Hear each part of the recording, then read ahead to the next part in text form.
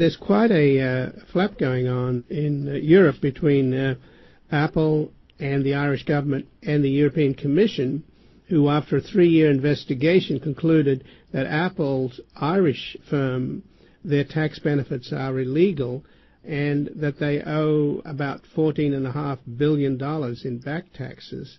They've in effect been paying a corporate tax rate of about 1% in Ireland. Both the Irish government and Apple are appealing.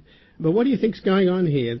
Some people are looking at this as a battle between multinational corporations and states.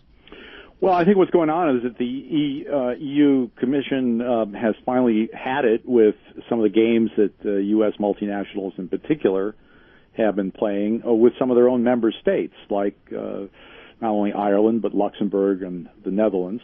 And these games are costing them tax revenue.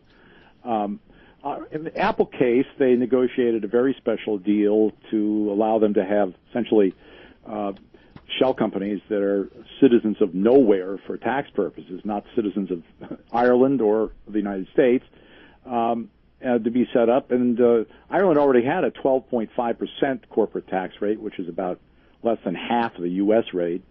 But Apple wasn't satisfied with that, so they went in and negotiated an exclusive deal for themselves. That basically, over the last since 2000 or so, they paid less than 4% corporate taxes on more than $200 billion of offshore profits and royalties. And that, by the way, that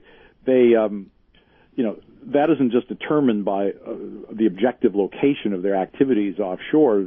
They basically reallocated a lot of their intellectual property, their patents and their software and trademarks, to Ireland subsidiaries, and Ireland and Bermuda and Luxembourg, kind of a triangular arrangement whereby they were allowed to pay themselves royalties tax-free on billions and billions of dollars of intellectual property. So, the offshore nature of this is something that was created. It wasn't, sort of God-given.